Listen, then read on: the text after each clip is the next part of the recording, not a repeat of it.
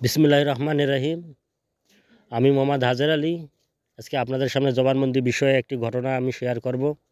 সকলেই শুনবেন ইনশাল্লাহ। ঘটনাটি হলো, প্রথমে বলি, জবানবন্দি আপনারা কী জন্য করবেন।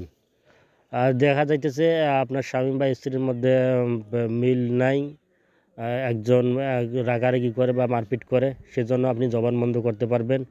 আবার এটা ভাববেন না যে জবানবন্দি মানে যে একেবারে তার জবানবন্দি হয়ে যাবে, সেটা না। এটা হলো আপনার তার খারাপই জবান থেকে আপনি রক্ষা পেতে আপনাকে এই জবানবন্দিটা করতে হবে।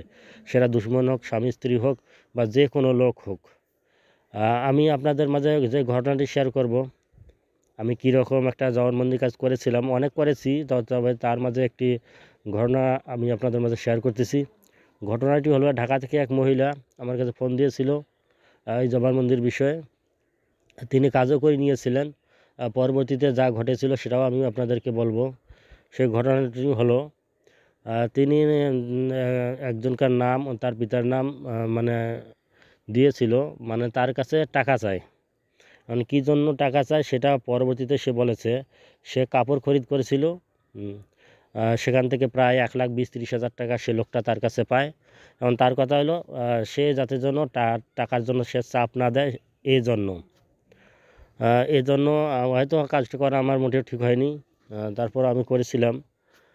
তারপর আমি এমনভাবে কাজ করে দিয়েছি পানির নিচে রাখার জন্য।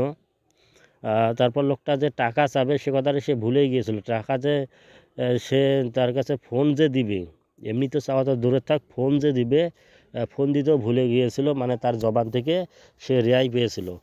তাই আমি আপনাদের সাজেস্ট করব, যাদের এরকম সমস্যা আছে, আপনারা জবানবন্দির কাজগুলো করবেন। ইনশাল্লাহ ভালো ফলাফল পাবেন। প্রয়োজন হলে আমার পরামর্শ নেবেন, ইনশাল্লাহ।